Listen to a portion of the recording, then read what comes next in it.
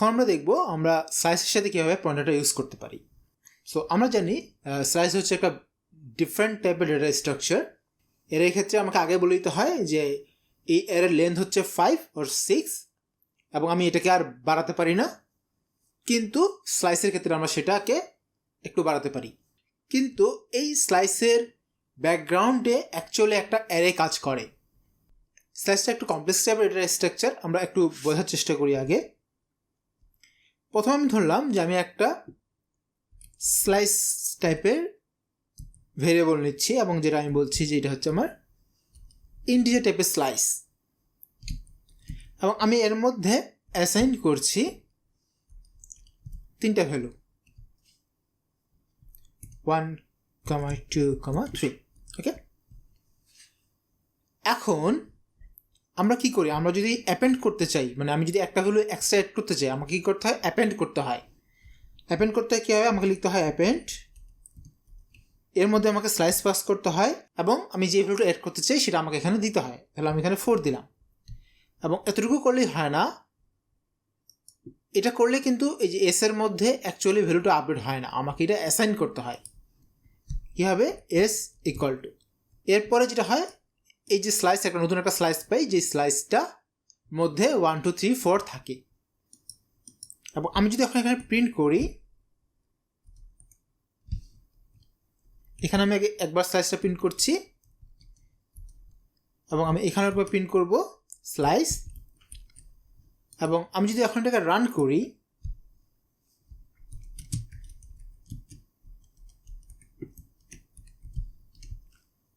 তাহলে দেখবো 1, 2, 3 and 1, 2, 3, 4 print করছে। খুবই স্বাভাবিক, কারণ আমি একটা অ্যাপেন্ড করেছি 4, সেটা এখানে অ্যাড হয়ে গেছে। বাট এই যে 1, 2, 3 এই যে স্লাইসটা এবং এই যে 1, 2, 3, 4 এই যে স্লাইসটা, এরা অ্যাকচুয়ালি ডিফারেন্ট মেমোরি লোকেশনে থাকে। তো এটা অ্যাকচুয়ালি কেন হয় এরকম, সেটা বোঝার জন্য আমি এই স্লাইসের প্রথম যে এলিমেন্টটা আছে সেটা অ্যাড্রেস প্রিন্ট করি। আমি যদি লিখি প্রথম যে স্লাইসের অ্যাড্রেস, সেটা আমাকে এখানে প্রিন্ট করবে, এবং আমি এই স্লাইসের প্রথম যে অ্যাড্রেসটা সেটা আমি এখানে প্রিন্ট করব। সো স্লাইস 0 এর আমি অ্যাড্রেসটা এখানে প্রিন্ট করব। এবং আমি যদি এখন আবার এটাকে রান করি, তাহলে দেখবো এই যে অ্যাড্রেসটা এবং এই যে অ্যাড্রেসটা সেটা হচ্ছে ডিফারেন্ট। ওকে, আচ্ছা, আমরা এর মধ্যে আবার একটা অ্যাপেন্ড করি এবং আমি বলছি এটা হচ্ছে এস এবং একটা 5 অ্যাড করব, এবং আমি আবার তার ভ্যালু এবং প্রথম এলিমেন্টের অ্যাড্রেসটা প্রিন্ট করব।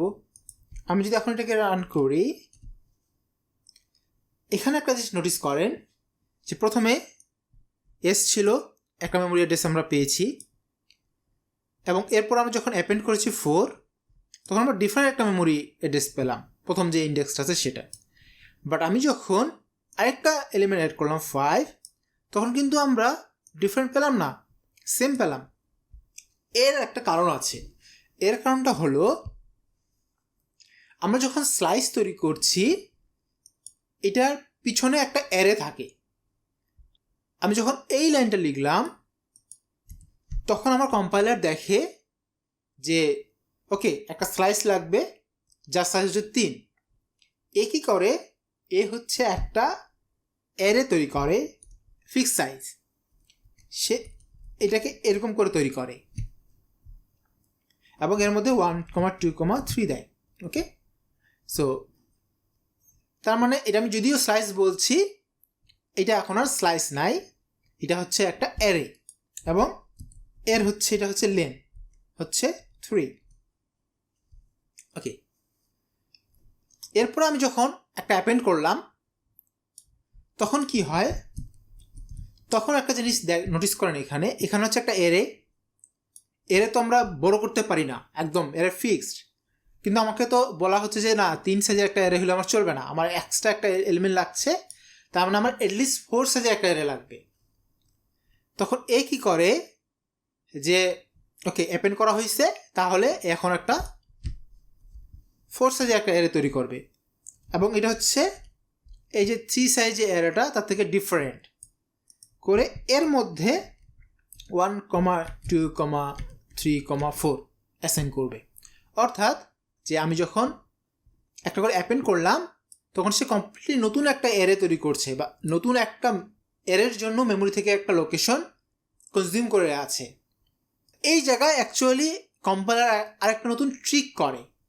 কী ট্রিক সেটা হলো এই কম্পাইলার যখন দেখে যে আগের 3টা ছিল, এখন সে একটা অ্যাপেন্ড করছে, মানে 4টা অ্যাপেন্ড, এখন 4টা হয়েছে, তার মানে আমি যদি একটা করে বাড়াই বা আমি যদি একটা করে এলিমেন্ট অ্যাড করি তাহলে এটা একটা কস্ট আছে। কি কস্ট? আমাকে নতুন একটা অ্যারে তৈরি করতে হচ্ছে এবং এর ভ্যালুগুলো কপি করতে হচ্ছে। নতুন একটা মেমোরি অ্যালোকেট করলে কিন্তু ভ্যালুগুলো কপি হয়ে যায় না, আমাকে এগুলো একটা করে কপি করতে হয়। এটা তো একটা কস্ট আছে। তার মানে আমি যতবারই অ্যাপেন্ড করতে যাবো ততবারই আমাকে এই কাজটা করতে হবে।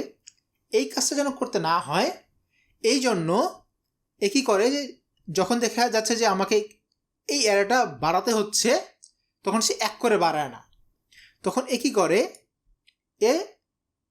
এই ক্ষেত্রে ধরলাম সে ডবল বাড়ালো, অর্থাৎ 3 ছিল সেটাকে 6 করলো। এটা যে 3 থেকে 6 হবে এটারও একটা ফ্যাক্টর কাজ করে। গোতে এর সাইজ অনুসারে এটা 2 টাইমস থেকে 1.3 টাইমস পর্যন্ত হতে পারে বা 1.25 পর্যন্ত হতে পারে। বাট এটা আমাদেরকে খুব একটা মাথায় রাখতে হয় না, এটা খুবই স্মুথলি সাইজটা ইনক্রিজ হয়। তার মানে কি হলো, আমি যখন একটা এলিমেন্ট বাড়াচ্ছি আমার এরের 4টা এলিমেন্ট আছে, বাট এরটা আমি ডিক্লেয়ার করলাম 6টা। এতে কি হলো, আমি 1, 2, 3, 4 তো স্টোর করতে পারলামই, আমি আরও 2টো ভ্যালু রাখার মতো জায়গা স্ট্যান্ড বাই হিসেবে রেখে দিতে পারলাম। বাট আমাদেরকে বোঝানোর জন্য এখানে সে বলবে লেন হচ্ছে 4। লেন 4 মানে হচ্ছে যে এটার মধ্যে 4টা ভ্যালু নিয়ে আমি অলরেডি কাজ করছি, কিন্তু এর একটা ক্যাপাসিটি এখানে থাকে।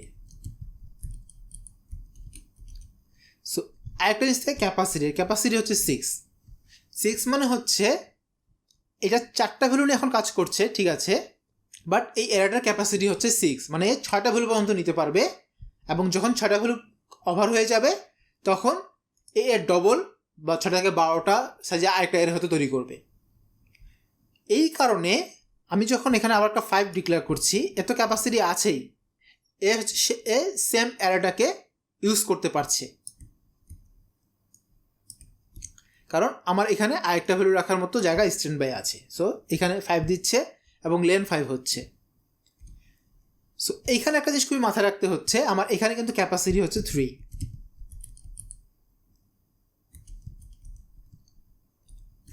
এখানে হচ্ছে আমার ক্যাপাসিটি হচ্ছে 3। এটা হচ্ছে কমপ্লিট একটা নতুন এরে, এবং যখন আমি একটা এলিমেন্ট বাড়াতে যাচ্ছি এবং এই ক্যাপাসিটিটাকে ওভার করে ফেলছে তখন সে কী করছে, নতুন একটা এরে তৈরি করছে যার সাইজ হচ্ছে 3 থেকে বেশি। সো এই ক্ষেত্রে আমি ধরে নিলাম যে সেটা হচ্ছে 6। এতটুকু পর্যন্ত বলার একটা কারণ আছে, সেটা আমরা একটু নোটিস করব এখন।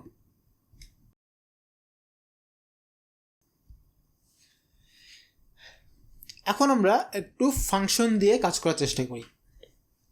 আমি যদি একটা ফাংশন ডিক্লেয়ার করি, আমি ফাংশনের নাম নিলাম যে মডিফাই স্লাইস, এবং এখানে আমরা একটা স্লাইস নিব এবং এই স্লাইসটা হচ্ছে একটা ইন্টিজার টাইপের স্লাইস নিলাম। এবং ইন্টিজার টাইপের স্লাইস নেওয়ার পরে আমি এর প্রথম যে ইন্ডেক্সে যে ভ্যালুটা থাকবে সেটাকে আমি চেঞ্জ করে দেবো। আমি ধরে নিলাম যে আমি অ্যাটলিস্ট একটা ভ্যালু দেবো, আমি যদি কোনো ভ্যালু না দিই তাহলে আমাকে এটা অ্যাকচুয়ালি ইরর দেবে। ওকে, সো আমি এখানে একটা স্লাইস তৈরি করব, S1 তৈরি করলাম, এবং এইখানে আমি একটা স্লাইস তৈরি করছি 1, 2, 3, এবং এরপর আমি যদি এখানে প্রিন্ট করি S1 প্রিন্ট করলাম, এবং আমি প্রথম যে অ্যাড্রেসটা সেটা প্রিন্ট করব, এবং আমি এখানে বলছি যে $S1 এর 0 প্রথম ইন্ডেক্সটা আমি এখানে প্রিন্ট করলাম।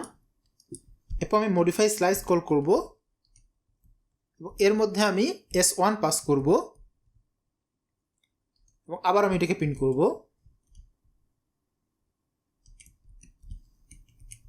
এবং এখানে আমি S1 এবং %s1 এর 0তম ইন্ডেক্সটা প্রিন্ট করছি। আমি যদি এখন এটাকে রান করি,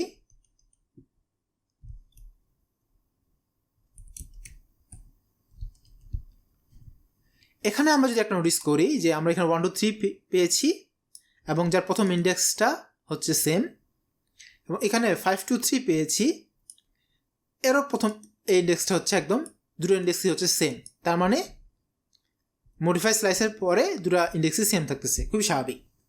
আমি যদি এখানেও এটাকে প্রিন্ট করি এস এবং %s 0, তাহলে দেখবো যে সবগুলোই সেমই থাকবে। আমি যদি এখন এটাকে রান করি তাহলে দেখবো এই যে 1 2 3 এটা একটা আমি অ্যাড্রেস পেলাম শুরুর ভ্যালুটার, এটাই অ্যাকচুয়ালি এখানে চলে যাচ্ছে। তার মানে এই জায়গায় অ্যাকচুয়ালি কপি হচ্ছে না, এই জায়গায় রেফারেন্স পাস হচ্ছে, এটা আমাদের কাছে মনে হচ্ছে। অ্যাকচুয়ালি এটাতে রেফারেন্স ঠিক পাস হয় না, এটাতে যেটা হয় এই S1 এটা তো হচ্ছে একটা স্লাইস এবং এর ব্যাকগ্রাউন্ডে একটা অ্যারে কাজ করে, ওই অ্যারেটা এখানে পাস হয়, ওই অ্যারেটার অ্যাড্রেস এখানে পাস হয়, এবং ওই অ্যারেটার অ্যাড্রেস যেহেতু পাস হচ্ছে তাহলে ওই অ্যারেটার কোনো কিছু যদি আমি চেঞ্জ করি সেটার ইফেক্ট আমার এখানেও আমি পাবো। কিন্তু এই স্লাইসের অ্যাড্রেসটা কিন্তু এখানে পাস হয় না। এটা আমরা কীভাবে বুঝবো? আমরা বুঝবো আমরা যদি এই প্রিন্ট লাইনটাকে আরেকটা জায়গায় কপি করে এখানে লিখি তাহলে। এখন আমি যদি রান করি, খুবই এক্সপেক্টেড জিনিসপত্র এসেছে, সবগুলোর অ্যাড্রেস সেম আসবে। এই মডিফাই স্লাইসটাকে আমি যদি এখানে জাস্ট ভ্যালু অ্যাড না করে আমি যদি এখানে জাস্ট অ্যাপেন্ড করি, s equal to append s, এবং এর মধ্যে আমি কি ভ্যালু দিচ্ছি, ধরলাম 4 দিলাম। এখন কি হবে? এখন আমি যদি রান করি তাহলে কিন্তু আমি সব জায়গায় সেম ভ্যালু পাচ্ছি না। এখানে একটু মজার একটা ব্যাপার আছে যে আমি একটা জায়গায় 1 2 3 4 পাচ্ছি, বাকি সব জায়গায় 1 2 3 এবং তাদের অ্যাড্রেসগুলো সেম পাচ্ছি। কেন? এটা আমরা একটু বোঝার চেষ্টা করি। AS1 এটা হচ্ছে একটা অ্যারে 1 2 3 দিয়ে তৈরি করা, যার ফার্স্ট এলিমেন্টের অ্যাড্রেস হচ্ছে এটা। সো এটা আমার প্রিন্ট করেছে। আমি এই স্লাইসটাকে যখন মডিফাই স্লাইস দিয়ে পাস করলাম তখন S1 স্লাইস এর ব্যাকগ্রাউন্ডে যে অ্যারেটা কাজ করে সেই অ্যারেটা এখানে পাস হয়েছে এবং সেই অ্যারেটার ভ্যালু এখানে প্রিন্ট করেছে 1 2 3। সেই অ্যারেটার প্রথম ইন্ডেক্স এর অ্যাড্রেসটা প্রিন্ট করেছে এখানে। যেহেতু S1 এবং S এখানে সেম অ্যারে, তাহলে এটা কিন্তু সেমই থাকবে। আমি অ্যারে বলছি কারণ S1 এবং S1 এর ব্যাকগ্রাউন্ডে সেম অ্যারে কাজ করছে, যদিও দুটো স্লাইস। ওকে, এরপর আমি স্লাইসটাকে অ্যাপেন্ড করলাম এবং আমরা জানি যখন আমরা স্লাইসকে অ্যাপেন্ড করি এই মুহূর্তে এর ক্যাপাসিটি 3 ছিল। যখন আমি এখানে একটা এক্সট্রা এলিমেন্ট অ্যাড করছি এর ক্যাপাসিটিটা হচ্ছে ওভার হয়ে যাচ্ছে, এবং ক্যাপাসিটি ওভার হওয়ার কারণে নতুন একটা অ্যারে তৈরি করছে। তার মানে এই স্লাইস এর ব্যাকগ্রাউন্ডে একটা নতুন অ্যারে এখন কাজ করছে, যেটা অ্যাকচুয়ালি এই অ্যারের থেকে ডিফারেন্ট একটা অ্যারে, এবং সেই অ্যারেটা হচ্ছে এই 1 2 3 4। এবং যেহেতু ডিফারেন্ট একটা অ্যারে এই এস এর থেকে, সেহেতু এর ডিফারেন্ট একটা অ্যাড্রেসও প্রিন্ট করছে। প্রিন্ট করে এটা যখন রিটার্ন করে দিচ্ছে, রিটার্ন করে দিল এই S1 যেটা আমি পাস করেছিলাম এই এর যে অ্যাড্রেসটা সেটা কিন্তু সেমই থাকছে। এখানে আসে আমার সেই আগের অ্যাড্রেসটাই আমাকে প্রিন্ট করছে, কিন্তু আমি যে অ্যাপেন্ড করেছি এটার জন্য যে অ্যারেটা তৈরি হয়েছে সেইটার অ্যাড্রেস এই আর AS1 এর অ্যাড্রেস সেম না, এই জন্য সেই ভ্যালুটা এখানে আসেনি। সো আমরা যদি এভাবে স্লাইস পাস করি তাহলে আমি যদি কখনো অ্যাপেন্ড করি বা কখনো যার ক্যাপাসিটি বেড়ে যায় বা ক্যাপাসিটি কমে যায়, তখন এর যে চেঞ্জটা হয় সেইটার ইফেক্ট আমি এখানে পাবো না। এটা একটু আমাদেরকে মাথায় রাখতে হবে। এই ক্ষেত্রে যদি আমরা চাই যে মেইন থেকে এই স্লাইসটাকে আমরা হ্যান্ডেল করবো, সেক্ষেত্রে আমাকে পয়েন্টার পাঠাতে হবে। অর্থাৎ এখানে আমাকে লিখতে হবে পয়েন্টার,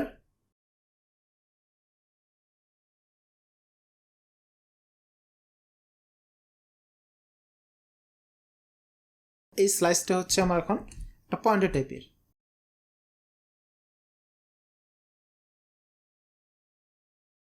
ওকে সরি, এখানে আমি অ্যাকচুয়ালি পয়েন্টার হবে না, এখানে হবে %, কারণ এটা তো হচ্ছে একটা স্লাইস এবং আমি তার অ্যাড্রেসটা এখানে অ্যাসাইন করব। ওকে, আমি যদি এখন এটাকে ক্লিয়ার করে ফেলি এবং আবার রান করি, সো এখানে আমি পয়েন্টার দেইনি, এই জন্য আমাকে অ্যাড্রেসটা প্রিন্ট করেছে। সো আমি আবার এটাকে রান করি। সো এখানে আমরা দেখি এই জায়গায় যে নতুন যে অ্যারেটা তৈরি হলো, সেই অ্যারেটা কিন্তু ওই এস এর মধ্যে যখন আমরা অ্যাসাইন করলাম, যেহেতু আমি পয়েন্টার এখানে পাস করছি, এই অ্যাসাইনটাও ইফেক্টিভ হয়ে যাবে, অর্থাৎ আমি এই পরবর্তীতে আসেও সেই স্লাইসের যে ভ্যালুটা আমি সেটা পাবো, অর্থাৎ আপডেটেড ভ্যালুটা আমি অলওয়েজ পাবো। তো এটা হচ্ছে একটা সুবিধা, আমরা যখন পয়েন্টার পাস করি, এখানে পয়েন্টার পাস করে দিলাম, এর ভ্যালুটা তো চেঞ্জ হয়ে গেল, যখন আমি ভ্যালুটা চেঞ্জ করে দিচ্ছি এর আন্ডারলাইনে যে এরটা আছে সেটাও চেঞ্জ হয়ে যাবে। এই ইফেক্টটা আমি পরবর্তীতে এই ফাংশন থেকে দেখতে পাবো। স্লাইস একটু কমপ্লেক্স একটা ডেটা স্ট্রাকচার। সো স্লাইসের সাথে যখন আমরা পয়েন্টার ইউজ করতে চাই, তখন আমাদেরকে একটু চিন্তা ভাবনা করে সাবধানে ইউজ করতে হবে। সো এর পরবর্তীতে আমরা ম্যাপস দেখব এবং দেখব যে ম্যাপসের সাথে কীভাবে আমরা পয়েন্টারটা ইউজ করতে পারি।